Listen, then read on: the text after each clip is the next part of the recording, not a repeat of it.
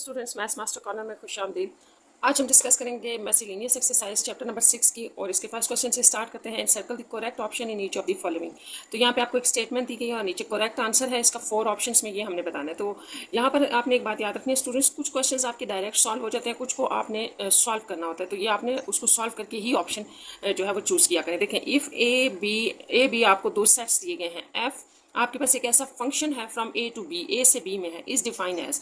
तो ए से बी में डिफाइन होने का फंक्शन का मतलब ये है कि जो भी आपके पास यहाँ पर इस सेट के अंदर जो भी फर्स्ट एलिमेंट होगा वो ए से आ रहा होगा, और जो सेकंड एलिमेंट होगा वो बी सेट से आ रहा होगा। इसका मतलब ये होता है, ठीक है। तो आपसे क्वेश्चन ये पूछा जा रहा है कि what type of the function is F. F जो है वो किस टाइप का फंक्शन है, इनटू है, ऑन टू है, इंजेक्टिव है या बाइजेक्टिव है। तो सबसे पहले तो आपने ये देखना है कि याद रखना है कि इनटू क्या होता है। थोड़ा सा हम इसको रिकॉल कर लेते हैं। इनटू आपके पास वो फंक्शन होता है जिसमें आप कहते हैं range of F is a subset of B, यानी कि जो रेंज है सेकंड वाले नंबर की, ऑर्डर पेयर में सेकंड वाले नंबर की बात हो रही है, इसके अंदर अगर ये रेंज आपकी बी पूरे का पूरा यूज हो रहा हो तो वो ऑन टू फंक्शन होता है, ठीक है। जैसे यहाँ हम कहेंगे range of F is exactly equals to B, और अगर बी के कुछ एलिमेंट्स यूज हो रहे हैं और कुछ एलिमेंट्स यूज नहीं हो रहे तो इसका मतलब है कि वो इनटू फंक्शन होगा, ठीक है।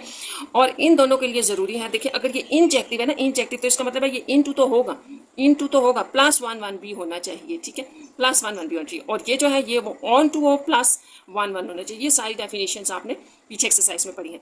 तो पहली तो बात है कि ये फंक्शन वन वन नहीं है, इसका मतलब ये और ये दोनों ऑप्शन इसमें यूज नहीं होंगी। वन वन का मतलब होता है कि कोई भी सेकंड एलिमेंट रिपीट ना हो रहा। तो ये देखिए यहाँ रिपीट हो गया, 2 0 0 0 दो दफा रिपीट हुआ, इसलिए ये वन वन तो था नहीं। अब ये इनटू या ऑन टू होगा, तो इसमें अभी मैंने आपको बता दिया कि रेंज अगर आपकी एक्जैक्टली यूज हो गई है सारी, तो रेंज क्या थी 0 और 2, तो यहाँ पर 0 और 2 दोनों यूज हो गया, कोई भी एलिमेंट बी का बाकी नहीं बचा। इसका मतलब है कि बी ऑप्शन आपकी करेक्ट है।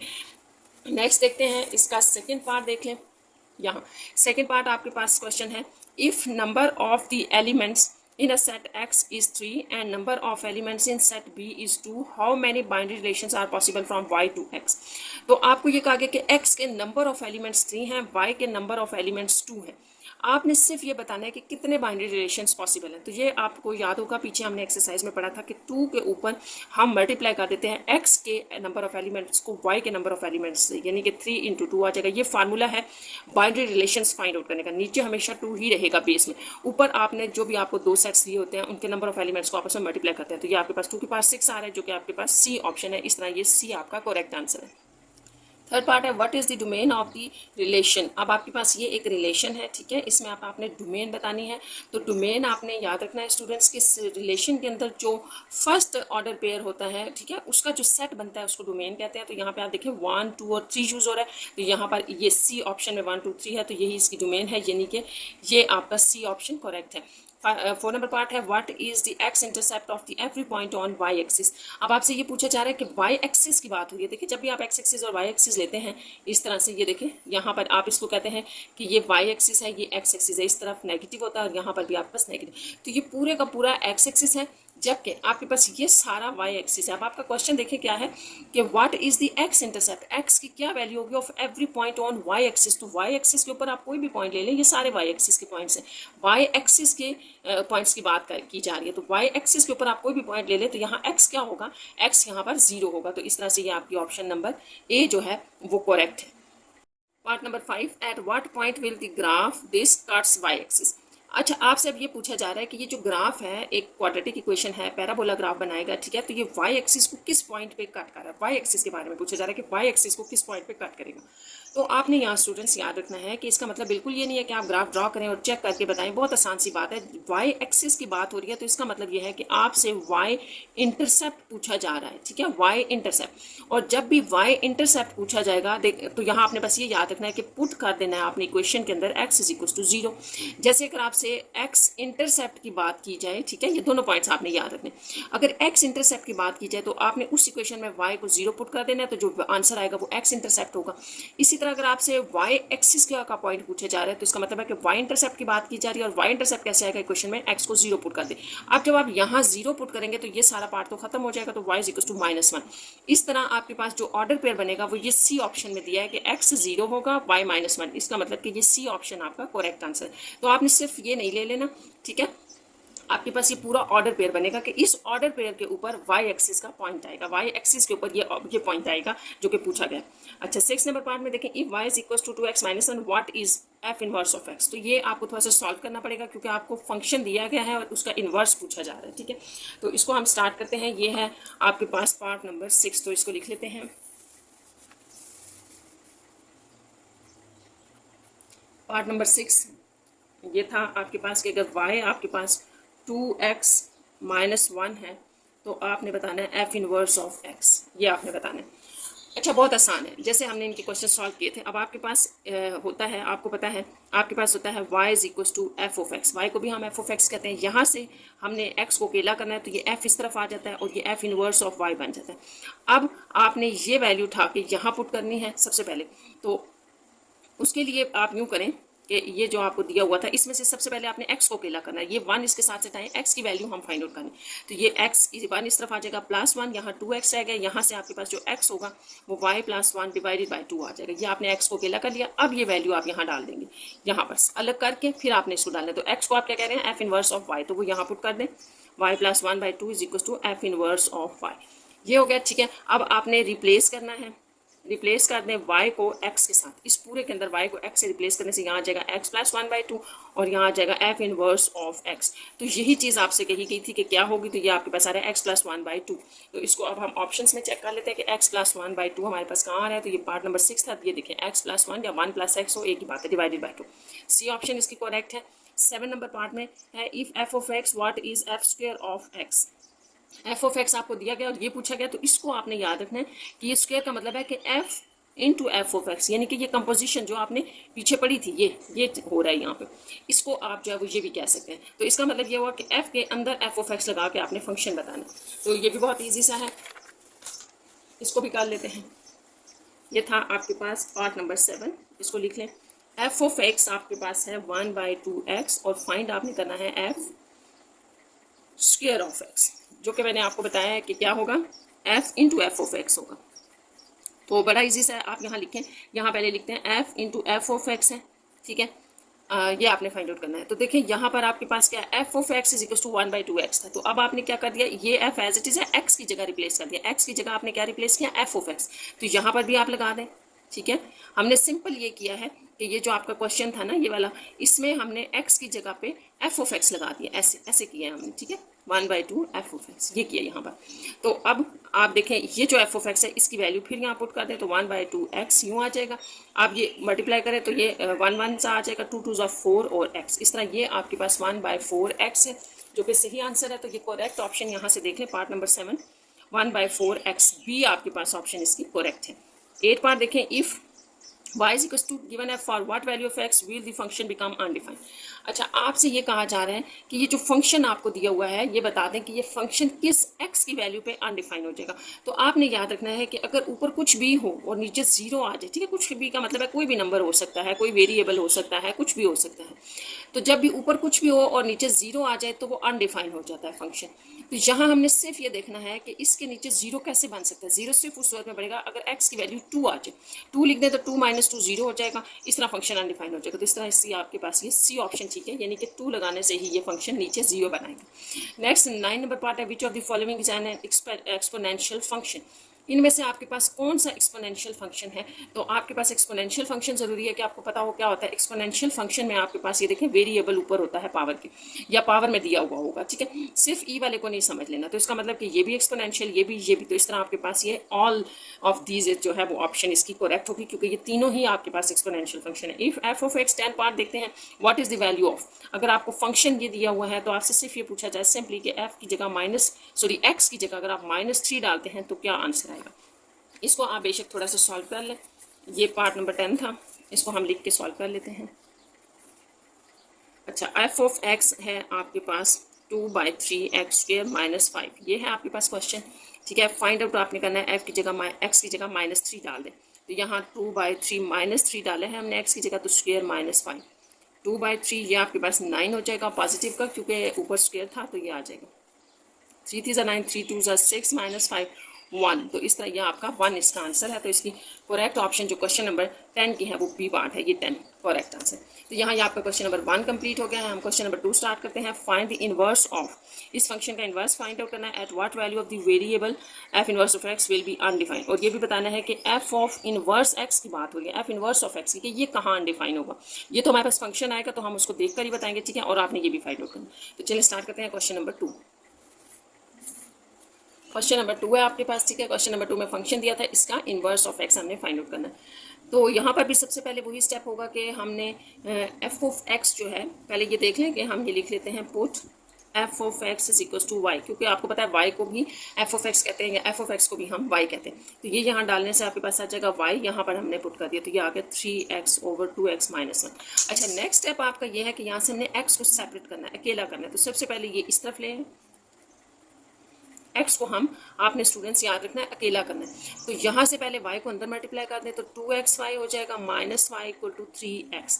अब जैसा कि हम x को अकेला कर रहे हैं ना, तो यहाँ पर आपने इस तरह से करना है कि ये जिसके अंदर x की वैल्यू इसको उठा के इक्वल के उस तरफ ले जाएं, या इसको इधर ले आए, ठीक है, दोनों सूरतें ठीक है। तो देखिए 2xy इसको हम ले आते हैं माइनस 3x, x हम इकट्ठे कर रहे हैं बेसिकली, ये इसके साथ आ जाएगा, इसमें कोई x नहीं है तो इसको सेपरेट कर दें। अब यहाँ पर x आपके पास आ गया तो x आप ले लें कॉमन, तो 2y माइनस यहाँ पर आ जाएगा 3 इज इक्वल्स टू वाई। इस तरह से ये देखें आपका x अकेला हो रहा है, आप x को अकेला करेंगे तो ये पूरी वैल्यू आपके पास x के साथ क्या हो रही है, मल्टीप्लाई हो रही है, इसलिए ये इस तरफ जाके डिवाइड हो जाएगी। तो होपफुली यहाँ आपको समझ आ गया होगा, ठीक है। हमारा यहाँ मेन जो काम था स्टूडेंट्स वो ये था कि हम x को अकेला कर रहे थे, यहाँ तक हो गया। अब आपने ये चीज़ पुट की है कि y is equals to F of X, ठीक है, ये हमने ऊपर पुट किया। तो यहाँ से अगर आप x को यहाँ से भी सेपरेट करना चाहें तो ये आपके पास एफ इनवर्स ऑफ y बन जाएगा। अब ये जो आपके पास x आया उसके अंदर ये वैल्यू हमने यहाँ पुट कर देनी, तो आपके पास आ जाएगा F inverse of y is equals to y over 2y minus 3।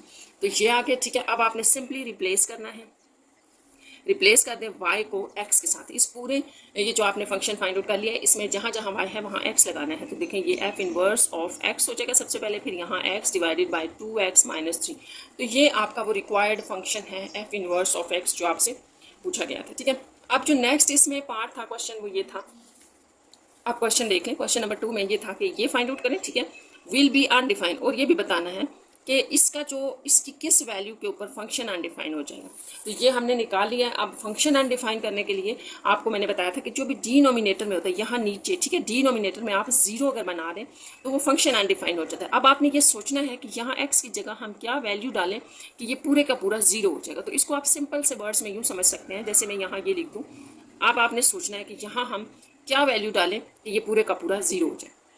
तो हम यहाँ पे अगर 2 इंटू 3/2 डालें, यानी कि इस x की जगह 3/2 हमने पुट किया। क्यों किया ये मैं आपको बताती हूँ, ताकि ये 2 इस 2 से कैंसिल हो जाए, और 3 हमें यहाँ चाहिए था, यहाँ हम चाह रहे थे कि एक 3 भी आ जाए, 3 आ गया। अब प्लस 3 माइनस 3 0 आ जाएगा। तो इसका मतलब ये हुआ कि आपका फंक्शन जो है F inverse of x will become undefined, ठीक है, undefined at x is equals to, ये हमने जो पुट किया 3/2। तो ये आपने बताना है कि 3/2 के ऊपर हमारा फंक्शन जो है f इनवर्स ऑफ x वो अनडिफाइंड हो जाएगा। तो ये आपने बस याद रखना है कि x की जगह हमने ऐसी वैल्यू डालनी होती है कि पूरे का पूरा डिनोमिनेटर जो है वो आपके पास 0 आ जाए। अच्छा, इसी क्वेश्चन का एक और पार्ट भी रहता है और वो ये था कि also find f inverse of -1, यानी कि जो भी आपके पास फंक्शन है उसके अंदर आपने -1 वैल्यू भी डालनी है। तो ये भी हम डाल लेते हैं।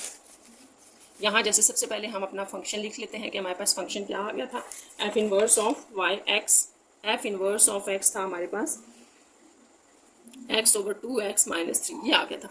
तो अब आपने जो फाइंड आउट करना है वो एफ इनवर्स ऑफ -1 ये फाइंड आउट करना है। तो इसका मतलब है कि यहाँ हमने x की जगह -1 पुट करके आंसर देना है। तो यहाँ -1 पुट कर दें, जहाँ जहाँ x है -1 डिवाइडेड बाई 2 इंटू -1 माइनस 3। तो इस तरह से ये आपके पास आ जाएगा -1 बाय -2, क्योंकि यहाँ प्लस था, प्लस माइनस -2, और ये -3, ये -1 बाय -5, माइनस माइनस से कैंसिल 1/5। तो एफ इनवर्स ऑफ -1 आपके पास आंसर आ गया स्टूडेंट्स, ये आ गया 1/5। इस तरह यहाँ पर आपके पास क्वेश्चन नंबर 2 कंप्लीट हो गया। नेक्स्ट क्वेश्चन नंबर 3 है sketch the graph of the quadratic function. तो ये आपके पास एक स्क्वायर फंक्शन का ग्राफ है, जहाँ पर भी स्क्वायर आता है आपको याद रखना है वो क्वाड्रेटिक फंक्शन होता है, उसका आपने ग्राफ बनाना है। Will it open upward and downward. तो ग्राफ को आपने स्केच करने से पहले ये बताना है कि वो ओपन हो रहा है अपवर्ड या डाउनवर्ड। तो इसके लिए भी एक छोटा सा टेस्ट होता है जो हम अपनी क्वाड्रेटिक इक्वेशन को देख के करते हैं। तो इसको भी स्टार्ट करते हैं।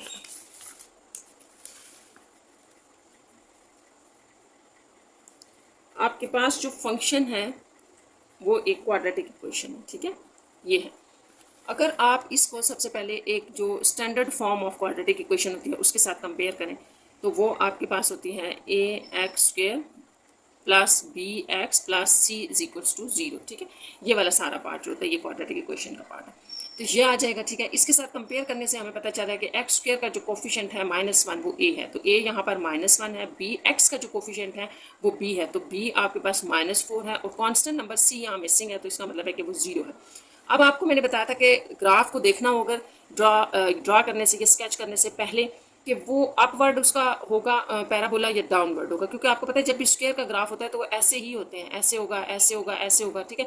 तो अपवर्ड या डाउनवर्ड आपके सिलेबस में ऐसे, ठीक है, ये लेफ्ट राइट वाले नहीं है, तो अपवर्ड या डाउनवर्ड होगा। तो ये उसका फेस जो है वो चेक करने के लिए एक टेस्ट होता है। अगर ए को चेक करना है, ए आपका ग्रेटर देन 0 है या ए लेस देन 0। अगर ए ग्रेटर देन 0 हो पॉजिटिव हो तो अपवर्ड फेस होता है, अगर ए लेस देन 0 हो नेगेटिव हो तो डाउनवर्ड होता है। तो एज आपके पास यहाँ पर ए इज लेस देन 0 आ रहा है, ठीक है, क्योंकि ए जो है वो -1 था इसलिए ए इज लेस देन 0 है। सो जो आपका ग्राफ होगा पैराबोला होगा उसका फेस जो होगा वो अपवर्ड होगा, सॉरी डाउनवर्ड होगा, माइनस है ना तो डाउनवर्ड होगा। तो इसका मतलब ये हुआ कि आपका जो ग्राफ होगा, ठीक है, ग्राफ ओपन डाउनवर्ड होगा। तो ये आपने पहले बता देना है इसको ड्रॉ करने से पहले। अब हमारा जो है वो नेक्स्ट है कि हमने इसको ड्रॉ करना है। तो उसके लिए एक और माइंड में आपने बात रखनी है और वो ये है कि जब भी आप पैराबोला आपने ड्रॉ करना होता है तो उसके लिए सबसे पहले आपने उसका वर्टेक्स फाइंड आउट करना है, ठीक है। सबसे पहले आपने अपने ग्राफ में से ये कंपेयर करके कांस्टेंट निकाली, ये हमने ऊपर निकाली थी, बताया मैंने आपको कहाँ से आ रहा है। इसके बाद इनकी हेल्प से आप वर्टेक्स निकालेंगे और वर्टेक्स क्या होता है कि ये जो अभी हमने डिस्कस किया कि ग्राफ इस तरह से होगा, उसका ये जो आपके पास कॉर्नर होता है इसको हम वर्टेक्स कह रहे हैं, तो ये आपने फाइंड आउट करना है। ये फाइंड आउट कर लेंगे तो फिर इसी से वैल्यूज आप थोड़ी सी राइट साइड पे ले लेते हैं, फिर लेफ्ट साइड पे ले लेते हैं। तो ये जरूरी है, हर पैराबोला ग्राफ में आपने वर्टेक्स जरूर निकालना है। वर्टेक्स का एक आपके पास फार्मूला होता है वो हम लिख लेते हैं, उसके अकॉर्डिंग आपने इसको निकालना है। ये होता है -b/2a, इसको आप याद कर लें, c -b²/4a। इसके अंदर हम ये वाली वैल्यूज डालेंगे तो हमारे पास वर्टेक्स आ जाएगा। देखिए minus as it is B की वैल्यू भी -4 है डिवाइडेड बाई 2 इंटू -1, ये ए की वैल्यू डाल दें। और सी तो आपके पास था 0 -4 का स्क्वायर डिवाइडेड बाई 4 इंटू -1 और ये ब्रैकेट क्लोज। यहाँ आपके पास ये -1 प्लस 4 बाई -2 हो जाएगा। ये माइनस सर्वाइव करेगा जबकि ये इस इवन नंबर की वजह से खत्म हो जाएगा, तो यहाँ आ जाएगा 16, 4 का स्क्वायर 16, ये वाला माइनस मैंने लगाया, ये माइनस आपका इस इवन की वजह से प्लस हो गया। अब यहाँ पर -4, तो ये आपके पास जो वर्टेक्स पॉइंट है, देखिए ये माइनस भी है स्टूडेंट्स, ठीक है, ये हमने यहाँ ऊपर लगा दिया, -2 और ये माइनस माइनस कैंसिल हो गए और 4 +4, तो ये आपके पास वर्टेक्स आ गया आपके ग्राफ का। अब आपने जो टेबल ड्रॉ करना है, जो ग्राफ ड्रॉ करना है उसका टेबल यहाँ से स्टार्ट करेंगे हम। यहाँ से क्यों स्टार्ट करेंगे, क्योंकि यही तो उसका वर्टेक्स है, वर्टेक्स से ही स्टार्ट होता है। तो चलिए अब इसका हम टेबल बना लेते हैं। टेबल के लिए जैसे मैंने भी आपको बताया कि x और y की वैल्यूज़ आपने लेनी है और सबसे पहले ये जो वर्टेक्स है ना इसको लिख ले, -2 और 4 ये वर्टेक्स है, तो इसी से आपने वैल्यूज़ को स्टार्ट करना है। देखिए मैं यहाँ लिखूँगी -2 और 4, ठीक। अब एक और मैं आपको बात बता दूँ कि आप अपना फंक्शन भी यहाँ लिख लें, ये था, ठीक है, मैंने लिख दिया -2 और 4। अगर आप इसमें डालते हैं तो भी यही वैल्यू आती है, -2 डालें x की जगह तो क्या आ जाएगा, ये देखिए यहाँ 4 आ जाएगा, -4 इंटू -2 -4 प्लस 8 और ये 4, देखिए तब भी 4 ही आ रहा है। तो ये निकालने की जरूरत नहीं है वर्टेक्स, वैसे मैंने आपको बताया, ठीक है। अब ये मेन वर्टेक्स है, इससे आप कुछ पॉइंट्स लेफ्ट और राइट पे ले लें, तो ये मैं यहाँ से ऊपर -1 ले लेती हूँ, ठीक है, सॉरी -2 क्या -3 होगा, -3 ले लेते हैं हम और -4 ले लें, -2 से ऊपर वाली वैल्यूज़ और साथ 2 के बाद -2 के बाद आपके पास वैल्यूज़ -1 होंगी, 0 होगा, 1 और 2, तो ये इस तरह से आप कुछ वैल्यूज़ ले लेंगे। वर्टेक्स के पॉइंट के आगे पीछे 2 3 वैल्यूज़ ले लें। अब ये सारी वैल्यूज़ बारी बारी हम अपने इस क्वाड्रेटिक जो है वो इक्वेशन में डालेंगे और वैल्यूज़ गेन करेंगे, ठीक है। जैसे -3 यहाँ डालने से आपके पास आ जाएगा, यहाँ -3 पुट करें तो 3² 4 इंटू -3, तो ये 9 और ये -9, इसकी वजह से आ गया, ये माइनस खत्म होगा, -9 प्लस 4 3 12, तो यहाँ से आपके पास 3 आ जाएगा, ये 3 आ गया। इसी तरह आप -1 अगर यहाँ डालें तो -1 + 4, ये भी 3 आ रहा है आपके पास। ठीक है, एक बात आपने ये भी याद रखनी है, वर्टेक्स से आगे पीछे वैल्यू सेम ही आ रही होती है, 3 3 आ रही है। यहाँ हम 0 डालने से x को 0 अगर हम डाल दें तो y भी 0 हो जाएगा। ठीक है, x को 1 डालने से आपके पास आ जाएगा -5 और x को 2 डालने से 0 आ रहा है, 0 नहीं सॉरी माइनस था, -8 आ रहा है, सॉरी ये आपके पास आ जाएगा। अच्छा, अब आप -4 यहाँ डालें तो 16 - 16, ये -+16, ये भी आपके पास 0 बन जाएगा। तो ये आपका टेबल है। ठीक है, इस टेबल को देख के अब हम ग्राफ स्टार्ट करते हैं। अच्छा, ये इसका हमने XY प्लेन बनाया। अच्छा स्टूडेंट्स, मैंने आपको जब भी ग्राफ ड्रा किया हमने, तो मैंने आपको एक बात बताई है कि ग्राफ में आपने हमेशा याद रखना है कि सेम गैप आपने लेना है। अगर मैं x एक्सिस के ऊपर ले रही हूँ, जैसे मैंने यहाँ 1 सेंटीमीटर का लिया हुआ है, तो सबके दरमियान मैंने यानी कि 1 से 2 के दरमियान भी 1 सेंटीमीटर का गैप है, 2 से 3 का भी 1, ये स्केल से आपने लेने। अगर आप 2 सेंटीमीटर का गैप रखते हैं तो भी आपने सेम लेने। इससे आपका जो ग्राफ होता है ना वो एग्जैक्ट बन जाता है। और यहाँ मैंने y एक्सिस में एक एक लाइन का फर्क रखा है। ठीक है, यूँ तो यहाँ पर भी आप सेंटीमीटर का फर्क रख सकते हैं, इट्स डिपेंड अपॉन यू। ठीक है, तो यहाँ पर जो है वो आपने इसी तरह से लेने हैं, यहाँ पर भी एक एक लाइन का ही हमने ग्राफ ले लिया। तो इस तरह ये आपका ग्राफ जो है ना वो एग्जैक्ट बन जाता है। अब आप देखें कि आपको टेबल क्या गिवन था। टेबल में हमने सबसे पहले स्टार्ट एक वर्टेक्स से करना है, ये आपका वर्टेक्स था। तो वर्टेक्स क्या था हमारे पास के -2 x एक्सिस के ऊपर -2, y एक्सिस के ऊपर 4 ले लें और एक पॉइंट लगा लें। तो ये याद रखना है आपने, -2 x एक्सिस के ऊपर -2 था, y एक्सिस का +4 है, तो ये यहाँ पर ये पॉइंट आ जाएगा पहला। यानी कि आप ये समझ लें कि आपकी ग्राफ पैराबोला का वर्टेक्स है ये। नेक्स्ट आप जो है वो इससे ऊपर वाले पॉइंट से ले बेशक पहले, तो ये -3 x axis -3, y +3, x axis -3 है, y +3। तो ये अगर आप इस तरह से कुछ लाइनें हम ले लें अपनी अंडरस्टैंडिंग के लिए तो वो भी गलत नहीं है। ये सेकंड पॉइंट आपका आ गया। ठीक है, क्योंकि x एक्सिस पे -3 था, y एक्सिस पे +3, तो ये यहाँ दोनों मिल रहे थे। नेक्स्ट आपके पास था x एक्सिस के ऊपर -4 और y 0 हो जाएगा। तो x एक्सिस के ऊपर -4, y की वैल्यू जो है वो आपके पास 0 आ रही है। तो ये आपका पॉइंट बन गया।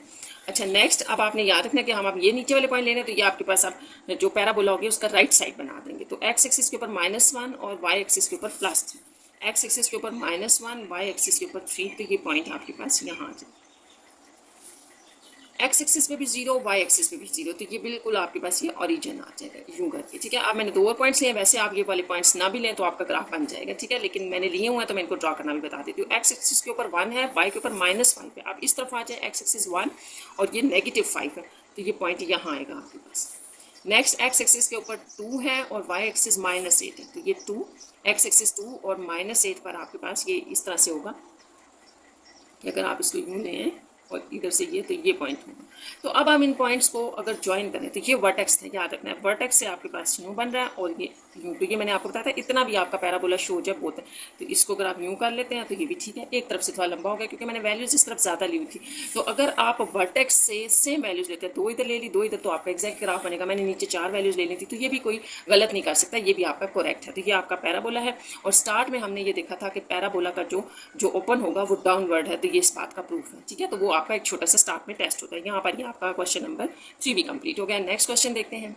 क्वेश्चन नंबर 4 है students, find the equation in the form of. अब आपको एक क्वाड्रेटिक फॉर्म दी गई है, इस फॉर्म में कहा जा रहा है कि आपने इक्वेशन फाइंड आउट करनी है विच कट एक्स एक्सिस, जो कि एक्स एक्सिस को कट कर रही है इस पॉइंट पर और इस पॉइंट पे। ठीक है, और and Y axis at this point, और वाई एक्सिस को इस पॉइंट पे कट कर रही है। तो सबसे पहले तो आपने क्वेश्चन को समझना है। देखिए क्वेश्चन में जो है वो आपको एक क्वाड्रेटिक इक्वेशन दी गई है और आपको पता है कि जो भी क्वाड्रेटिक इक्वेशन होती है उसका ग्राफ जो होता है वो इस तरह से होता है। ठीक है, एक पैराबोला होता है और पैराबोला आपका हमेशा एक्स एक्सिस को 2 पॉइंट्स पे कट करेगा और y एक्सिस को एक पॉइंट पे कट करेगा। तो अब अगर आप क्वेश्चन पढ़े तो आपको समझ आ जाएगा कि अगर ये क्वाड्रेटिक इक्वेशन है तो ये x एक्सिस पर 2 पॉइंट्स पे कट होगा। ठीक है, और y एक्सिस पर एक पॉइंट पे कट हो रहा है और ये वो इक्वेशन है। अब आपसे जो मेन क्वेश्चन पूछा गया वो ये है फाइंड द इक्वेशन। तो ये इक्वेशन आपने क्वाड्रेटिक फॉर्म में इसको फाइंड आउट करना है। तो ये बहुत आसान सा है। देखें, हमने करना ये है कि आपके पास ये जो इक्वेशन है इसको लिख लेते हैं। जैसे ये इक्वेशन है, ठीक है, तो आपने यही इक्वेशन आप समझ लें कि आपका आंसर है, आपने यही फाइंड आउट करनी है। इसमें अगर हम c की b और a यानी कि जितने भी यहाँ पर कांस्टेंट हैं इनकी वैल्यूज अगर हम डाल दें तो यही इक्वेशन हमारा रिक्वायर्ड आंसर है। अब वो कहाँ से आएगा, तो देखिए जैसे मैंने आपको बताया कि ये क्वाड्रेटिक इक्वेशन और क्वाड्रेटिक इक्वेशन का ग्राफ हमेशा पैराबोला होता है और इस क्वेश्चन में आपको ये गिवन है कि उस पैराबोला के 2 पॉइंट्स जो है वो एक्स एक्सिस पे कट करके गुजरे हैं और एक वाई एक्सिस पे। तो इसका मतलब ये हुआ कि जो भी क्वाड्रेटिक इक्वेशन होगी वो इन तीनों पॉइंट्स को सेटिस्फाइड करेगी। तो सेटिस्फाइड करने का मतलब ज़्यादातर स्टूडेंट्स ये होता है कि ये तीनों पॉइंट्स हम उठा के इस क्वाड्रेटिक इक्वेशन के अंदर डालेंगे और ए बी सी कॉन्स्टेंट्स की वैल्यू फाइंड आउट करेंगे और इस तरह से ये आपकी इक्वेशन जो है वो फाइंड आउट हो जाएगी। जैसे इस इक्वेशन का नाम हम रख लेते हैं ये आई है, ठीक है, लेट्स सपोज। तो हम सबसे पहले स्टार्ट करते हैं पुट। आपके पास जो 2 पॉइंट्स हैं वो लिख लें जो एक्स एक्सिस के, यहाँ मैं ऊपर बता देती हूँ आपको कि जो है वो आपके पास जो एक्स एक्सिस पर पॉइंट्स थे वो थे गिवन आपको -1 और 0 था और 1 और 0, ठीक है। तो ये आपके पास जो पैराबोला है वो कट्स कर रहा है एक्स एक्सिस को इन पॉइंट्स पर और वाई एक्सिस को कट कर रहा है, एक पॉइंट गिवन है, ये भी लिख लेते हैं। ये है आपके पास 0 और 10, ये आपने क्वेश्चन से लिख लिया, ठीक है।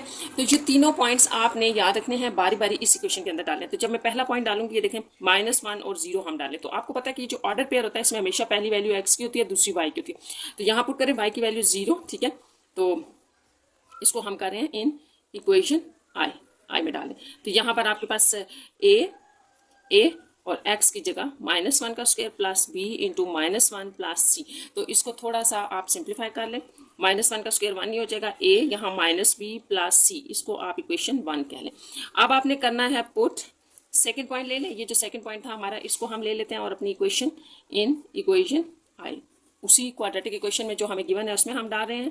तो यहाँ पर आपके पास आ जाएगा, जैसे ये इक्वेशन थी, मैं अगेन लिख देती हूँ, ये है, ठीक है। इसमें पॉइंट डालें तो ये आपने x की जगह और ये y की जगह डालें।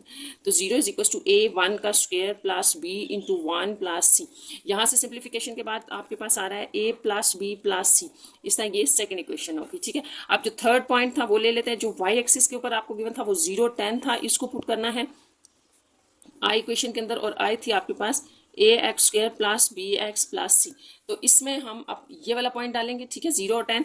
उसी तरह से ये x है और ये आपके पास y है, तो यहाँ डालें 10। अब y 10 है तो ये 0 आ जाएगा x, ठीक है, प्लस b, ये भी 0 प्लस c।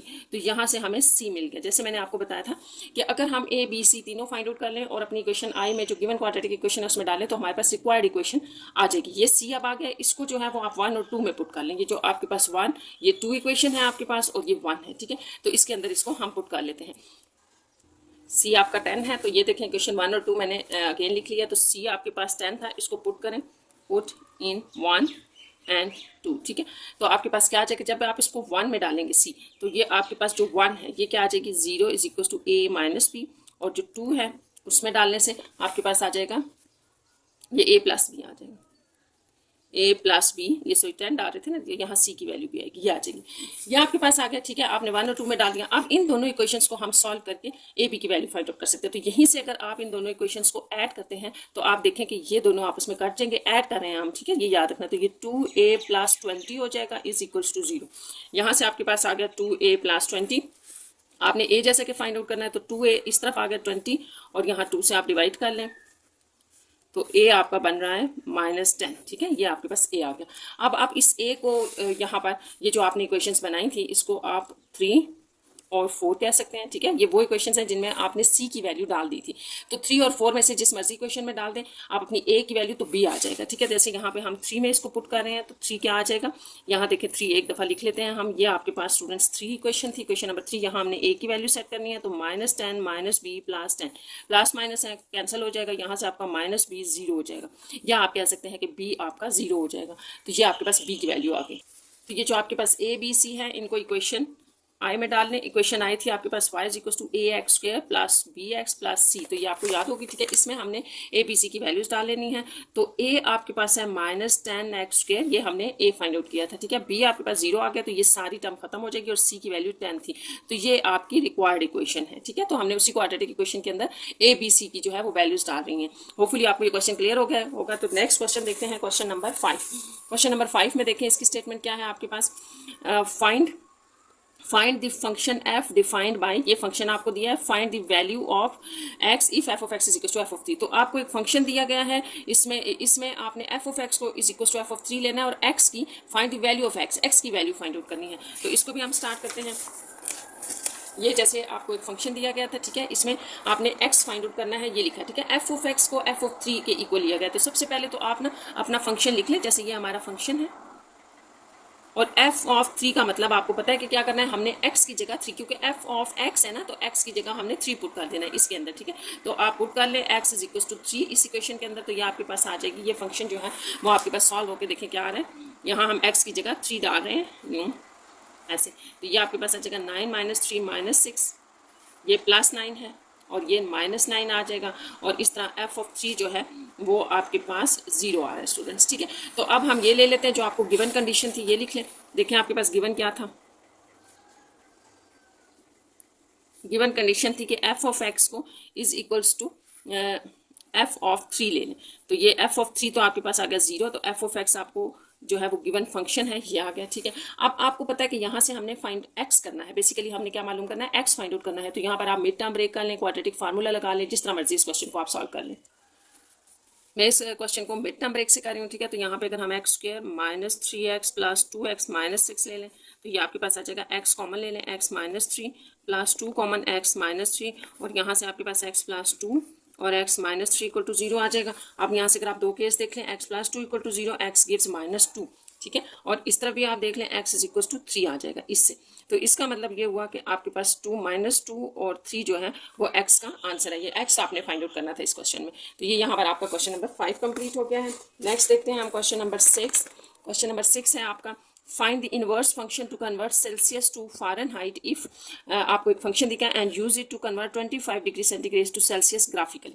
अच्छा, अब आपने यहाँ करना ये है स्टूडेंट्स कि आपको दो यहाँ पर क्वेश्चंस दिए गए। एक तो ये कि find inverse function convert Celsius to Fahrenheit. तो ये एक फंक्शन है जो आपको सेल्सियस में दिया गया। सेल्सियस इस तरफ है, राइट साइड पर आपका फ़ारेनहाइट है, फ़ारेनहाइट डालेंगे तो सेल्सियस आएगा। ये फंक्शन जो है वो f की फॉर्म में दिया हुआ है, जबकि आपसे पूछा गया है कि convert Celsius to Fahrenheit. Celsius की जगह पे आपका ये कैपिटल F आना चाहिए, यानी कि आपने यहाँ से एक ऐसा इन्वर्स फंक्शन बनाना है कि C के जगह आपका F आ जाए। F को आप सेपरेट कर लें और जो फंक्शन बनेगा वो रिक्वायर्ड फंक्शन होगा। इसके बाद हम इसी को ग्राफिकली देखेंगे और ग्राफ के ऊपर हम सेल्सियस 25 डिग्री सेंटीग्रेड का आंसर भी F में बताएंगे कि फ़ारेनहाइट में वो क्या होगा। तो ये आपका क्वेश्चन नंबर 6 है, इसको भी स्टार्ट करते हैं। क्वेश्चन नंबर 6 में आपने जो सबसे पहले काम करना है वो इन्वर्स फंक्शन फाइंड आउट करना है। ये आपका क्वेश्चन नंबर 6 है, ठीक है। जो सबसे पहले आपने फाइंड आउट करना है, इनवर्स फंक्शन फाइंड आउट करना है, यानी कि f की फॉर्म में निकालना है। तो इसको सेपरेट करें, ठीक है। इसको सेपरेट करने के लिए सबसे पहले 5/9 जो इसके साथ मल्टीप्लाई हो रहा है इसको हटाना है, ठीक है। तो एक तो ये तरीका है कि आप दोनों तरफ 9/5 से मल्टीप्लाई कर दे। दूसरा ये कि आपको ये बात पता है ये यहाँ डिवाइड हो रहा है, तो उस तरफ जाके क्रॉस मल्टीप्लिकेशन से मल्टीप्लाई हो जाएगा और ये इधर नीचे आ जाएगा। तो जिस तरह आपको सही लगता है, मैं 9/5 ले रही हूँ, दोनों तरफ आप 9/5 से मल्टीप्लाई कर दे ताकि ये 5/9 आपके पास यहाँ से रिमूव हो जाए। बेसिकली हमारा टारगेट ये है कि हम f को सेपरेट करें। तो ये आपके पास कैंसिल आउट हो जाएगा, ये आ जाएगा 9/5c = f - 32। अच्छा, अब f के साथ हमें 32 एक्स्ट्रा नजर आ रहा है जो कि यहाँ माइनस हो रहा है, तो ये इस तरफ आके इसके साथ प्लस हो जाएगा, ऐड हो जाएगा ये। तो आपका ये वो फंक्शन आ गया जो आपसे इन्वर्स फंक्शन जो है वो मांगा गया था, ठीक है। तो ये जो आपके पास टेम्परेचर होते हैं उसके ऊपर हम ये डिग्री का साइन लगाते हैं, तो ये आप लगा सकते हैं इसके ऊपर, ठीक है। अब ये इसको आप यूँ भी लिख सकते हैं 32 + 9/5 सेंटीग्रेड।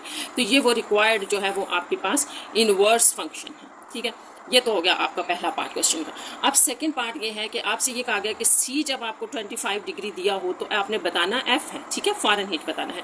फ़ारेनहाइट यहाँ पे अगर मैं 25 डालूँ तो फ़ारेनहाइट तो आ जाएगा, वो तो आपके पास एक इक्वेशन के फॉर्म में हो जाएगा, लेकिन हमने ये चीज़ ग्राफिकली बतानी है और यहाँ पर भी इसको देख लेंगे। तो ग्राफिकली बताने के लिए सबसे पहले हम इसका टेबल ड्रॉ करते हैं। हमारे पास टेबल में क्या क्या वैल्यूज़ होंगी वो भी देख लें। यहाँ देखें C है, ये ज़्यादा इंपॉर्टेंट होता है कि आपको पता हो कि आपने टेबल के अंदर कौन सी वैल्यूज़ लेनी है, वो यहाँ से आपको पता चलता है। देखिए जो वैल्यू आपको फाइंड आउट करने के लिए कही गई है 25, अब मैंने यहाँ पर C की वैल्यूज़ डालनी है और F आना शुरू हो जाएगा, ठीक है। तो C की हमने क्या वैल्यूज़ डाली है, सबसे पहले तो बात ये है कि आपने वो जो क्वेश्चन के अंदर दी हुई होगी ना वैल्यू, उसके आगे पीछे वैल्यूज़ लेनी है ताकि वो वैल्यू भी ग्राफ के ऊपर आए जिसका आंसर आपने फाइंड आउट करना है। जैसे यहाँ 25 है ना, तो हम इसमें 3-4 वैल्यूज़ ले लेते हैं। जैसे आप 5 से 5 की ले लें, मैंने 5 के डिफरेंस से लिया है, 5 हो गया, 10, 15, तो 20 और 25। ये देखिए 25 ये वो वैल्यू आ गई है बीच में जो हमने फाइंड आउट करनी है।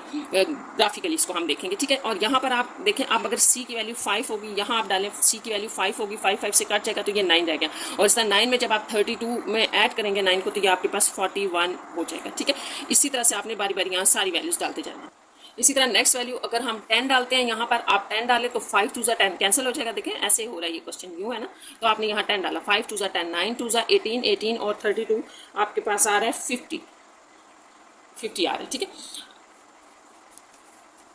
और नेक्स्ट आपके पास जो है वो वैल्यू यहाँ पर अगर हम 15 डालें तो 3 9 3 27 और 32 मेरे पास वैल्यूज़ लिखी हुई हैं, मैंने कैलकुलेट की हैं, मैं अब लिख रही हूँ, तो आपने इनको चेक कर लेना है। इसी तरह 77, तो ये वो सारी वैल्यूज़ हैं जो हमने 1 बाय 1 यहाँ C की वैल्यूज़ पुट की तो हमारा F आना शुरू हो गया। अब हम इसको ग्राफ पर देखते हैं, ठीक है, और ग्राफ पर ही आपने ये वैल्यू भी फाइंड आउट करनी है 25 के अगेंस्ट। जब C पर 25 होगा तो फ़ारेनहाइट क्या होगा। इसका ग्राफ देखते हैं, ये आपके पास इसका ग्राफ होगा, ठीक है। देखिए यहाँ पर हमने एक्स वाई कोऑर्डिनेट सिस्टम बनाया। यहाँ देखिए जैसे कि आपने यहाँ जो फंक्शन बनाया हुआ है ना वो सी में है, ठीक है, एफ में है और सी की वैल्यूज़ लगानी है। तो अब ये आप इसको जो है वो अलॉन्ग वाई एक्सिस लेंगे और इसको आप एक्स एक्सिस की, क्योंकि ये फंक्शन जो है आप वाई वाली जगह पे है तो ये वाई एक्सिस पे लेंगे और ये एक्स एक्सिस के ऊपर। तो यहाँ पर मैंने बता दिया कि सेंटीग्रेड को अलॉन्ग आप एक्स एक्सिस लेंगे और फ़ारेनहाइट को आप जो है वो अलॉन्ग वाई एक्सिस लेंगे। अब ये जो आप बनाते हैं ना, ये मैंने आपको पहले भी ग्राफ्स में भी बताया है कि ये अकॉर्डिंग टू आपके टेबल के होता है कि टेबल की वैल्यूज़ आपकी किस तरफ जा रही हैं उसको देख के आपने बनाना होता है। जैसे टेबल की वैल्यू हमारे पास 5, 10, 15, 20, 25 थी तो वो मैंने यहाँ ले ली, और यहाँ पर वैल्यूज़ आपके पास जो फ़ारेनहाइट की थी वो 77 तक जा रही थी, 41 भी बीच में आ रहा था, इस तरह की वैल्यूज़ थी, ठीक है। तो हमने ये 10, 20 लिया 80 तक, ताकि आपका 77 लास्ट वैल्यू जो है वो इसके अंदर आ जाए। अच्छा, अब आपने एक और बात याद रखनी है कि मैंने आपको जितने भी ग्राफ्स करवाए हैं कॉपी के ऊपर करवाए हैं और सेंटीमीटर जो है वो लेके बताया, तो आप वहाँ पर कर लें या ग्राफ पेपर पे कर लें, इट्स अप टू यू, ठीक है। यहाँ पर मैंने जैसे 5 बॉक्सेस रख के और ये एक 5 ले लिया, फिर 10, तो सेम जो होता है ना गैप, वो इंपॉर्टेंट होता है कि आपने गैप जो है वो सेम लेना होता है। तो यहाँ जैसे 5 है तो यहाँ भी 5 है, यहाँ पर भी 5, इन्हीं तरह इनके दरमियान जो जितने जो है वो आपके पास स्क्वायर्स आ रहे हैं उतने ही इसके दरमियान भी आ रहे हैं, तो ये सेम रखना है आपने। इसी तरह सेंटीमीटर्स में भी आपने इनका ख्याल रखना है। अब हम स्टार्ट करते हैं। ये जो हमारे पास टेबल है इसको देख के आप वैल्यूज़ लगाते थे। जैसे 5 पर सेंटीग्रेड 5 हो तो आपके पास फ़ारेनहाइट जो है वो 41 है, ये है आपके पास वैल्यू। इसके अगेंस्ट 41 हमने देखना है 5 के अगेंस्ट, तो ये देखिए यहाँ पर ये 40 से थोड़ा सा ऊपर होगा यहाँ पर, ठीक है, क्योंकि इनके दरमियान जो है वो 5 है ना, 5 ब्लॉक से, तो एक ब्लॉक को हाफ कर दें यहाँ पर, ये आपका पहला पॉइंट हो जाएगा। नेक्स्ट आपके पास जो है वो है 10 एक्स एक्सिस पे या सी में 10 है और वाई जो है या एफ 50 है, तो 10 को आपने 50 तक देखना है, तो यहाँ आ जाए ये आपका 50 है यहाँ। तो अगर आप ध्यान से लगाएंगे तो एग्जैक्ट आपका ये आंसर आ जाएगा। नेक्स्ट आपके पास जो वैल्यू है वो 15 और 59 है, यहाँ 15 है और 59 हमने यहाँ लेना है, इसका मतलब है 60 से थोड़ा सा नीचे यहाँ पर आप आ जाए और यहाँ पर एक नीचे लेना है 59, एग्जैक्ट 60 पे नहीं होगा, ये हमारे पास इस तरह से आ जाएगा। नेक्स्ट आपके पास है 20 के ऊपर आपने 68 देखना है, तो 20 के ऊपर इसी लाइन के ऊपर आ जाए और ये 68 है, तो 68 जो है वो जैसा कि ये 2 के डिफरेंस से थे ना, तो एग्जैक्ट एक ब्लॉक जो है वो एक बॉक्स नीचे आएगा यहाँ पर, ये आपके पास 68 हो गया। तो लास्ट देख लें 25 जो है इसके ऊपर 77 है, 25 आपका ये है, ठीक है। आप इसको स्केल के साथ भी देख सकते हैं, ये 25 है और 77 जो होगा, तो यहाँ से आप देखें कि ये 70 है अगर, तो 77 यहाँ पर होगा, ठीक है। तो 3 पीछे लेने हैं ना आपने, तो 2 तो एक बॉक्स के अंदर आ रहे हैं और यहाँ, तो ये आपके पास आ जाएगा यहाँ पर, यहाँ इस तरह से। तो ये अब आपने इनको मैच करना है, ये आपके पास एक स्ट्रेट लाइन बनेगी, ये आपके पास एक स्ट्रेट लाइन बन गई है, ठीक है। थोड़ा सा फर्क आ रहा है यहाँ पे, वो आपने देख लेना, मेजरमेंट करके एग्जैक्ट आना चाहिए, ये आ गया। अब आपने देखें ये जो 25 है, 25 डिग्री जो है इसके ऊपर बताना था कि आपके पास क्या वैल्यू बन रही है, तो ये 25 ले लें, ठीक है, और यहाँ से आप डॉटेड ले लें, ये इनको आप इस तरफ मिला दें,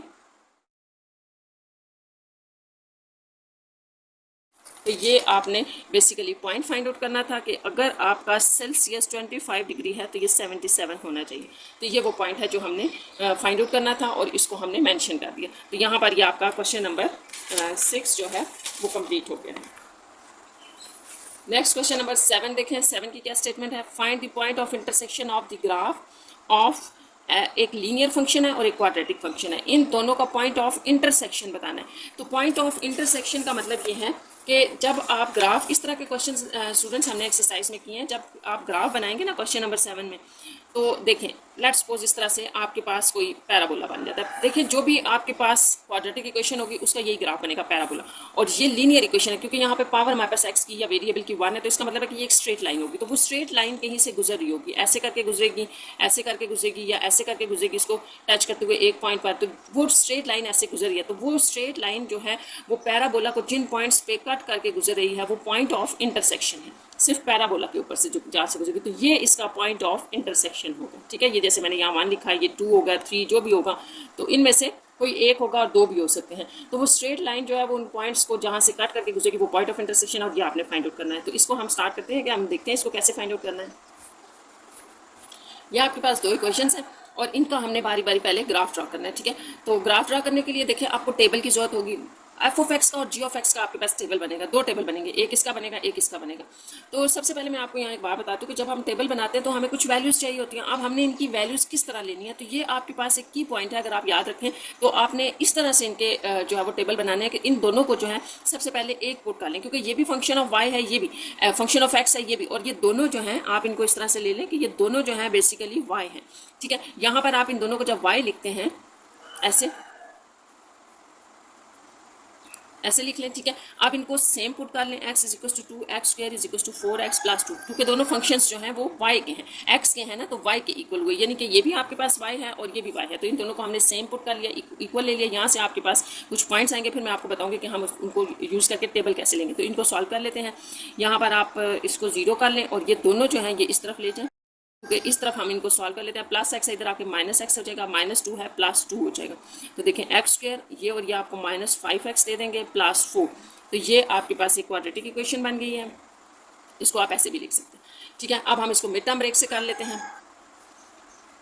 -4x -1x plus 4 equal to 0। Mid term कर रहे हैं हम, x फाइंड आउट करना है, x -4 -1 कॉमन ले लें, x -4। ठीक है, जब माइनस कॉमन लेते हैं अंदर साइन चेंज हो जाते हैं। ये x -1 और x -4 इक्वल टू 0, तो यहाँ से आपके पास x -1 इक्वल टू 0 आ जाएगा और x -4 is equal to 0, x is equal to 1 और x इज इक्वल टू 4। तो आपने याद रखना है कि ये हमने इसलिए लिया है कि यही आपकी हेल्प करेगा टेबल बनाने में। तो जब आप टेबल बनाएंगे तो आप दोनों ग्राफ्स के अंदर ये वाली वैल्यू 1 और 4 लाजमी रखेंगे, इसी से फिर आपकी जो है वो आगे ग्राफ इजीली बन जाएगा। तो फर्दर मैं आपको और भी बता दूंगी कि कैसे हमने ये वैल्यूज़ ली हैं और कैसे हमें समझ आया कि ये लेने से हमारे पास जो है वो ग्राफ बन जाता है। ये यहाँ पर हम दो वैल्यूज सेट कर लेते हैं। देखें, एक तो आपने x रखा और f ऑफ x की वैल्यू बता देंगे, एक हम x रखेंगे और g ऑफ x, और दोनों फंक्शंस लिख लेते हैं। जैसे f ऑफ x था आपके पास एक लीनियर फंक्शन और g ऑफ x जो है वो आपके पास है एक क्वाड्रेटिक फंक्शन। ये तो ये वैल्यूज़ यहाँ मैंने जो आपको वैल्यूज़ बताई हैं, ये जो आपने दोनों इक्वेशंस को आपस में रख के ये जो पॉइंट्स निकाले हैं, x इज इक्वल टू 1 और x इज इक्वल टू 4।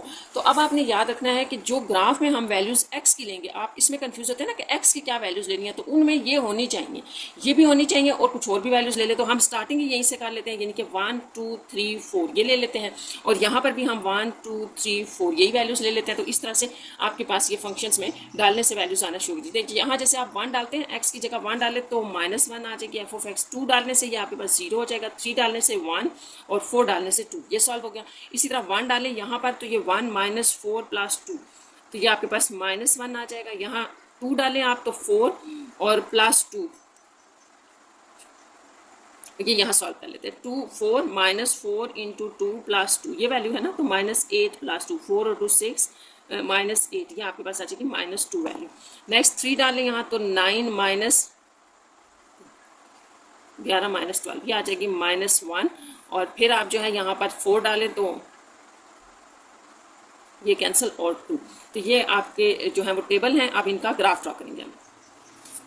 अब सबसे पहले इसका ग्राफ ड्रा करते हैं और ये आपके पास एक क्वाड्रेटिक फंक्शन है, ये भी याद रखना है। तो इसमें हम इसको जो है वो इसका ग्राफ ड्रा करने से पहले इसका वर्टेक्स भी निकालेंगे। आपको ये याद होगा कि हमने सारे क्वेश्चंस में ये किया कि जहाँ पर भी आपके पास क्वाड्रेटिक इक्वेशन होती है वर्टेक्स निकालते हैं और वो पॉइंट भी हमने यहाँ ऐड करना है। ठीक है, तो ये निकाल लेते हैं पहले। इसका आपके पास एक फार्मूला आता है, वो लिख लें, -b/2a और c -b²/4a। ठीक है, और यहाँ से जो ABC होगा वो यहाँ पर हम वैल्यूज़ लिख लेते हैं ताकि आसानी होगी। a 1 है, b आपके पास -4 और c जो है वो 2 है। ये हमने जनरल क्वाड्रेटिक इक्वेशन के साथ कंपेयर किया, तो x का स्क्वायर a होता है, x का जो कोफिशिएंट होता है वो b होता है और c आपके पास ये वैल्यूज़ आप यहाँ पुट करें तो आपके पास वर्टेक्स भी आ जाएगा। अब आपने याद रखना है कि हमने जो क्वाड्रेटिक इक्वेशन होती है इसका वर्टेक्स ज़रूर फाइंड आउट करना है, फिर इसका ग्राफ ड्रा होगा। ये वैल्यूज हमने डाली, देखें अब आपके पास ये क्या आ रहा है, 2 माइनस प्लस हो जाएगा, ये 2 और यहाँ पर आ जाएगा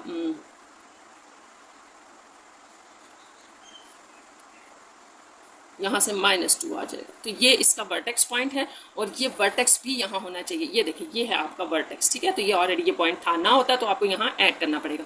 चलें अब हम इसका ग्राफ स्टार्ट करते हैं। तो ग्राफ में हम इसको पहले लीनियर इक्वेशन का ग्राफ ड्रा कर लेते हैं, फिर क्वाड्रेटिक का कर लेते हैं, या पहले क्वाड्रेटिक कर लें फिर लीनियर कर लें, इट्स अप टू यू। ठीक है, तो ये भी मैं ग्राफ पेपर के ऊपर आपको करके बताती हूँ। इसका ग्राफ स्टार्ट करते हैं और ये इसका कोऑर्डिनेट सिस्टम है। अब आपने याद रखना है कि यहाँ हम वैल्यूज़ कैसे लेते हैं, तो ये अकॉर्डिंग टू हम टेबल लेते हैं कि हमारे पास टेबल में एक्स और वाई की वैल्यूज़ कैसी है। तो एक्स एक्सिस आपके पास मैक्सिमम 4 तक था, इसलिए मैंने यहाँ तक ये वैल्यूज़ ले ली 4 5 तक, और ये -2 तक हैं, ये भी थी वाई एक्सिस की वैल्यूज़ भी 1 2 तक, तो ये भी हमने थोड़ी थोड़ी उसी के मुताबिक ले ली है। ठीक है, अब आपने यहाँ से स्टार्ट करना है। ये आपका पैराबोला है, इसको ड्रा करते हैं, स्टार्ट करते हैं। यहाँ पर मैंने एक एक्स्ट्रा पॉइंट ले लिया 0 और 2, ठीक है, सिर्फ जस्ट ग्राफ ड्रा करने के लिए। तो आपने ये याद रखना कि आपको ये याद होगा, मैंने आपको बताया था कि जब भी आप पैराबोला ड्रा करते हैं, देखिए ये पैराबोला का ग्राफ है ना, टेबल है ना, तो सबसे पहले आपने याद रखना कि आप वर्टेक्स पॉइंट को पहले ड्रा करते हैं। तो ये वर्टेक्स पॉइंट है, यहीं से स्टार्ट करते हैं कि जब पॉजिटिव x2 होगा तो y की वैल्यू -2 पे उसका वर्टेक्स है, पॉजिटिव x2 है, ठीक है, और y की जो वैल्यू है वो आपके पास इसमें -2 है ये, तो इसका मतलब है कि यहाँ पर इसका वर्टेक्स बन रहा है। नेक्स्ट आप इसे ऊपर वाली वैल्यूज ले लें, x1 होगा तो y -1, x एक्सिस पर 1 और y -1, तो ये आपका सेकेंड पॉइंट इसका हो गया। नेक्स्ट आपके पास है 0, x अगर 0 होगा तो y2, x 0 होगा तो y2, ये आपके पास यहाँ पॉइंट बन जाएगा। ठीक है, बिल्कुल 2 पॉइंट्स आ रहे थे तो मैंने इसलिए एक एक्स्ट्रा ले लिया। अब यहाँ पर आ जाए, अगर x 3 है तो y आपके पास -1 होगा, x एक्सिस पे 3, y -1, ये -1 है तो इस तरफ होगा ये पॉइंट। नेक्स्ट x एक्सिस पर 4 है तो y एक्सिस पर +2 है, ये 4 है और +2, तो ये पॉइंट आपके पास यहाँ आ जाएगा। देखिए आप हल्के से ऐसे डॉटेड लगा लिया करें, अगर समझ नहीं आती तो ये यहाँ ज्वाइन हो रहे थे तो ये। अब हमने ये जो पैराबोला ड्रा किया है, इसके लिए मैंने आपको बताया था ये इसका वर्टेक्स है, तो यहाँ से स्टार्ट करें, ये ज्वाइन कर लें यूँ और यूँ, तो ये आपको समझ आ गया होगा कि ये ऊपर वाला पॉइंट मैंने क्यों लिया था, सिर्फ इसलिए कि अगर मैं ये पॉइंट ना लेती तो आपका पैराबोला यहाँ तक बन रहा था, ये पार्ट नहीं आ रहा था, तो उसको बस एक जैसा करने के लिए, सिमेट्रिक करने के लिए हमने कि जितना वर्टेक्स से इस तरफ पॉइंट्स लिए इतने इस तरफ ले लिए, तो ये पैराबोला की शेप के लिए हमने किया। अच्छा, अब ये तो आपने पैराबोला ड्रा कर लिया, अब हम ये लाइन ड्रा करेंगे जो इसी पैराबोला के ऊपर से कैसे गुजरी है। तो आप जस्ट इसका ये टेबल रीड करते जाएं और ड्रा करते जाएं। 1 -1 है, +1 और -1, पहला पॉइंट ये होगा। ठीक है, इसको हम थोड़ा सा ना ऐसे मैं रेड से लगा लेती हूँ ताकि आपको समझ आ जाए। ये इसका पहला पॉइंट हो गया, जो हम स्ट्रेट लाइन लेने जा रहे हैं, ये उसका पॉइंट है। 2 x एक्सिस पर 2 और y 0, x एक्सिस पर 2 और y 0, ये इस स्ट्रेट लाइन जो हम बना रहे हैं उसका सेकेंड पॉइंट हो गया। 3 x एक्सिस पर 3 और y एक्सिस 1, 3 और 1, तो ये यहाँ पर यहाँ ये पॉइंट आ जाएगा 3, देखें ऐसे थोड़ी सी डॉटेड बेशक डाल लिया करें, यूँ करके आ जाएगा। और फिर 4 और 2, x एक्सिस पर 4 y 2, तो ये इसी के ऊपर आ जाएगा यूँ करके। अब इनको अगर हम ज्वाइन करें तो ये स्ट्रेट लाइन है। तो ये बेसिकली वो पैराबोला का ग्राफ था और ये वो स्ट्रेट लाइन थी जो कि आपके एक्स एक्सिस को पैराबोला को 2 पॉइंट्स पर कट कर दिया, और यही 2 पॉइंट्स आपने फाइंड आउट करने थे। यहाँ लिख दें, देखें एक्स एक्सिस के ऊपर 4 है और वाई एक्सिस के ऊपर 2, ये हो गया। और ये पॉइंट आपका बनेगा एक्स एक्सिस के ऊपर 1, ठीक है, और वाई एक्सिस के ऊपर -1। तो इस तरह से जो आपके रिक्वायर्ड पॉइंट थे यूजिंग ग्राफ, ठीक है, रिक्वायर्ड पॉइंट्स थे या इंटरसेक्शन, ठीक है, intersection point, required intersection points जो थे वो आपके हैं 4 2 और 1 -1, ये वो 2 पॉइंट्स हैं जो आपने फाइंड आउट करने थे, इंटरसेक्टिंग पॉइंट्स हैं ये इनके। तो यहाँ पर मैं इस क्वेश्चन को वाइंड अप कर रही हूँ, बस सिर्फ आपको ये बता दूँ कि आपने ये याद रखना है कि जब भी पॉइंट ऑफ इंटरसेक्शन आपने फाइंड आउट करना है तो इन दोनों को आपने जो हमने सॉल्व किया था उसको सॉल्व ज़रूर करना है। आपस में दोनों सॉल्व करने से ही आपको ये टेबल मिलेंगे कि आपने टेबल की वैल्यूज़ कैसे लेनी है। ये टेबल की वैल्यूज़ ही वहाँ से आपको मिलेंगी और आपको पता चलेगा कि आपने टेबल में कैसी वैल्यूज़ लेनी है। ये आपका यहाँ क्वेश्चन नंबर 7 कंप्लीट हो गया है। नेक्स्ट देखें, क्वेश्चन नंबर 8 है, when medication is taken by a patient it is slowly used by the body, after n hours the amount of medicines remaining in the body is given by, ठीक है, एक formula दिया गया है, draw the graph of f of n against n and use the graph to find when there is a 20 mg of the medicine left in the body। अच्छा, अब ये है कि यहाँ पर एक पेशेंट को मेडिसिन दी जा रही है, ठीक है, और वो उसकी बॉडी में स्लोली काम करेगा। आफ्टर n आवर्स के बाद आपके पास ये एक फार्मूला है, ठीक है, इन दी शॉर्ट ये कि ये फार्मूला है और आपने यहाँ पर जो अमाउंट है ना, ये आपके पास मेडिसिन की अमाउंट है। तो मेडिसिन यहाँ पर आपको एफ ऑफ एन रिप्रेजेंट कर रहा है, जबकि एन क्या रिप्रेजेंट कर रहा है, एन आपको आर्स रिप्रेजेंट कर रहे हैं। आपने जस्ट यहाँ ये बताना है कि जब इतनी मेडिसिन यानी कि एफ एन की जगह अगर हम 20 डाल दें तो ये जब हम डालेंगे तो एन कितने आर्स लगेंगे, कितने जो है वो आर्स उसके होंगे, वो आपने फाइंड आउट करने हैं। तो इसको स्टार्ट करते हैं क्वेश्चन को। ये था आपके पास क्वेश्चन नंबर 8। सबसे पहले जो आपको एक फंक्शन दिया है एन की फॉर्म में, 120 × 0.9 n। अच्छा, ये एक फंक्शन है, ये बिल्कुल उसी तरह से आपके पास होगा कि ये y एक्सिस के अलॉन्ग ले लें, ये आप x एक्सिस के अलॉन्ग ले लें, ठीक है। यहाँ से हम टेबल बनाएंगे इसका, और टेबल में जो है वो हमने वैल्यूज़ लगानी है। अच्छा, ये जो आप टेबल बनाएंगे, जैसे यहाँ पे मैं एक टेबल बना रही हूँ, ठीक है, ये हमने ले लिया n और यहाँ आना शुरू हो जाएगा f ऑफ n। तो जब आप लेट्स सपोज 0 से स्टार्ट कर लें, 0 यहाँ डालते हैं तो आपके पास 120 होगी। अमाउंट जो है वो मेडिसिन की इन mg है, ठीक है, इन mg आ रही है। अच्छा, इसी तरह से अगर आप यहाँ 1 रखते हैं तो आपके पास क्या आ रहा है, ये सारा हम कैलकुलेट करते जाते हैं। 2 डाल लें, 3 डाल लें, 10 डाल लें, कुछ भी वैल्यूज़ डाल लें आप, तो ये देखते हैं हम हमारे पास क्या वैल्यूज़ आ रही हैं। अब अगर हम यहाँ 120 इंटू 0.9 के ऊपर 1 रख लेते हैं, दोनों को मल्टीप्लाई करने से हमारे पास आ रहा है 108, ठीक है। अच्छा, यहाँ पर अगर हम 2 पुट कर लें तो 120 इंटू 0.9 की पावर 2 ले लें, ठीक है, तो ये आपके पास आ रहा है 97.2। इसका मतलब है कि ये आपके पास अमाउंट कम होती जा रही है, ठीक है। 10 डाल लें, चले 3 रहने, 10 डायरेक्ट डाल लें तो देखिए हमारे पास क्या आ रहा है। इसको अगर मैं लूँ 120 तो ये आ गया 41.84। तो ये आपने देख लेना है, ठीक है। हमने जस्ट इसकी पावर में लेकर और इसको पावर लेके 10 और फिर इसको मल्टीप्लाई 120 किया, ये आ गया। इस तरह से ये वैल्यूज़ हमारे पास डाउन में जो है वो डिक्रीज होती जा रही हैं। अब हमने बेसिकली इसका ग्राफ ड्रा करना है और ये बताना है कि अगर f ऑफ n आपका क्वेश्चन में जो गिवन था कि आपके पास क्वेश्चन में ये अमाउंट गिवन थी 20 mg, अगर ये 20 mg यहाँ पर कहीं आता है तो n आवर्स आपने बताने हैं, ये बताना है। तो 20 mg यहाँ से देखकर इन वैल्यूज से देख के आपको अंदाजा हो रहा होगा कि कहीं नीचे आ रहे हैं। अब ये वैल्यूज हमने ग्राफ के ऊपर लेनी है, तो हम यहाँ पर इस तरह कर लेते हैं कि 0 ले लेते हैं, ठीक है, 5 ले लें, 10 ले लें, 15 ले लें, इस तरह का गैप ले लें ताकि वो वैल्यूज कवर हो जाए बीच में, ठीक है। तो मैंने ये आपको समझाने के लिए सिर्फ किया। अब हम दोबारा टेबल बना रहे हैं, देखें आपने वैल्यूज कैसे लेनी है ये मैंने आपको बताया कि आप यहाँ पर 0, 5, 10, 15, 20 ये वैल्यूज ले लें टेबल के ऊपर ताकि आपको ये 20 mg उसके अंदर आ जाए। आप जब 0 लेंगे तो ये 120 था, ठीक है। 5 के ऊपर हमने नहीं चेक किया, जो किया है वो मैं लिख देती हूँ, फिर वो दोबारा चेक कर लेते हैं, ये आ जाएगा। और 10, 15 हो गया, 10 के ऊपर हमारी ये वैल्यूज आ रही थी, सॉरी ये 10 के ऊपर 41 थी, इसको थोड़ा ठीक कर लें, ये थी, ठीक है। और 5 के ऊपर मेरे पास आ रहा है 70.8, या आपने भी चेक कर लेना। 15 के ऊपर देख लेते हैं, ये आ रहा है 24.70, 14.58, ये इस तरह से आ रहा था मेरे पास, ठीक है। तो ये हमने कुछ वैल्यूज़ फाइंड आउट कर ली हैं। इसका मतलब है कि 20 mg भी यहीं पर बीच में कहीं आएगा, ठीक है। वो हम फिर ग्राफिकली इसका आंसर देख लेंगे। तो इसको ग्राफ पे ड्रा कर लेते हैं। अब आपने ये टेबल लेना है।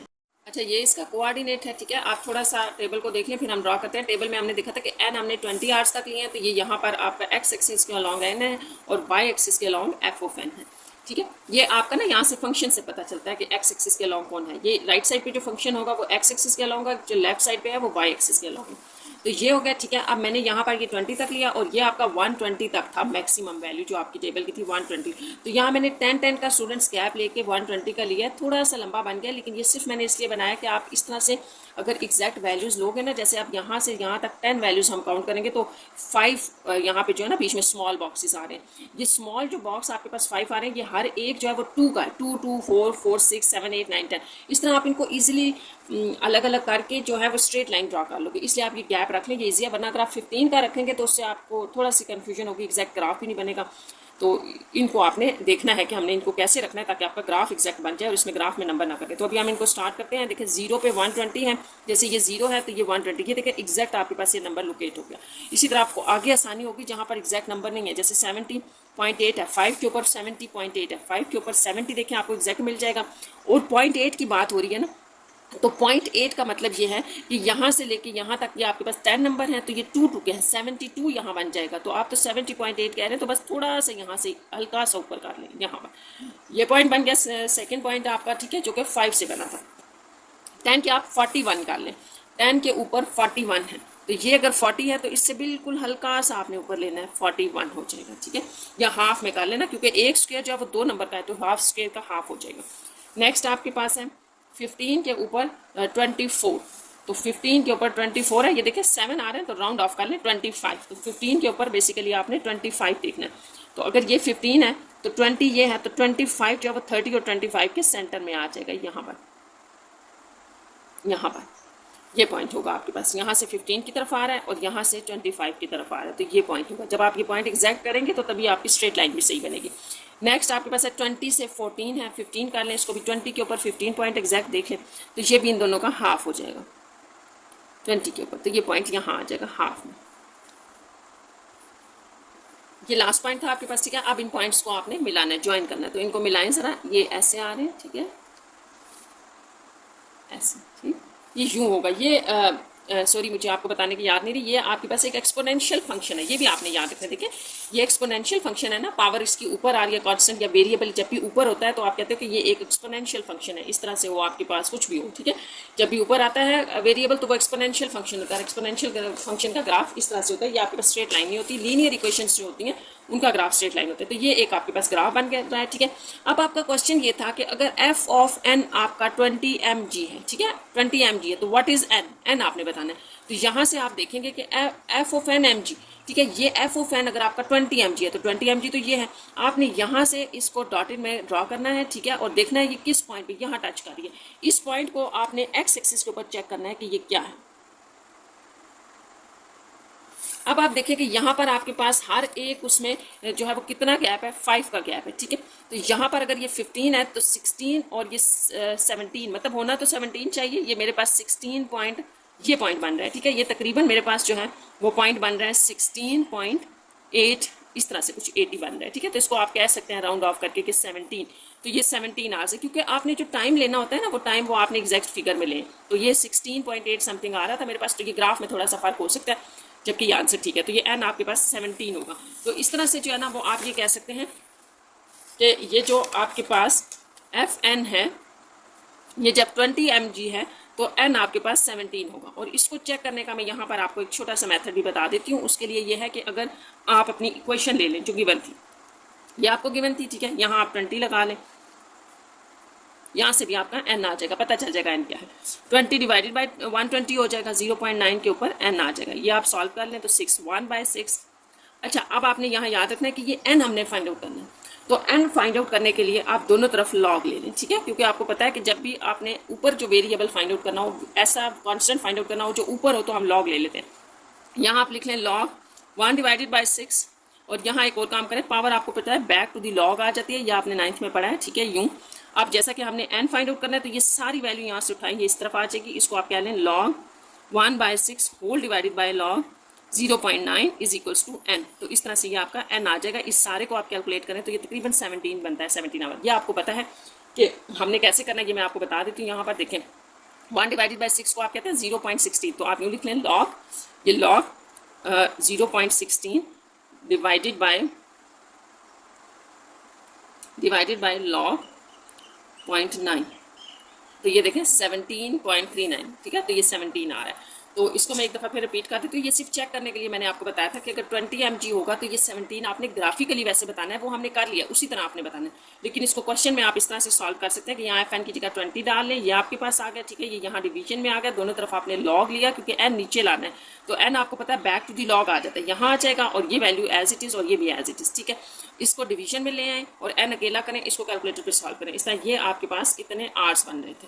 तो यहाँ पर ये आपका जो है वो क्वेश्चन नंबर 8 भी कंप्लीट हो गया।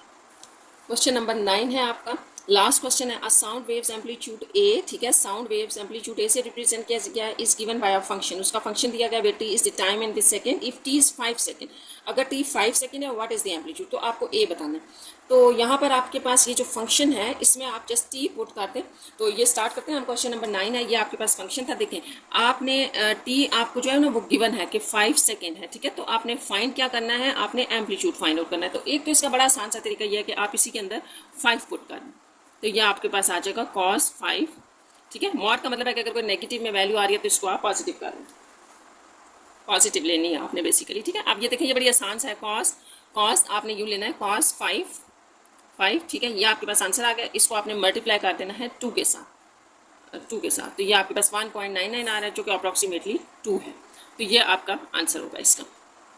तो जब आप टी 5 सेकंड ले रहे हैं तो एम्पलीट्यूड आपके पास 2 होगा, ठीक है। तो ये एक तो इसका सिंपल सा तरीका ये है। दूसरा आप इसको ग्राफिकली भी कर सकते हैं। आपके क्वेश्चन में तो नहीं कहा कि अगर ग्राफ में आ जाता है तो इसका एक आसान सा तरीका है कि आपने टी की कुछ वैल्यूज ले लेनी है, जैसे 0, 5, 10 ले लें, तो ये तकरीबन जो है ना वो एम्पलीट्यूड जो है वो आपका तकरीबन हर दफ़ा 2 के करीब बनेगा, या 2 से थोड़ा सा, कभी आएगा 1.96 इस तरह से आ रहे होंगे, या 99, या ये 1.96 इस तरह से, ये आपके पास अप्रॉक्सीमेट वैल्यूज दे रहे होंगे। तो आप इसका ग्राफ भी इजीली बना के ड्रा कर सकते हैं। तो यहाँ पर ये आपकी मिसलेनियस एक्सरसाइज कंप्लीट होगी।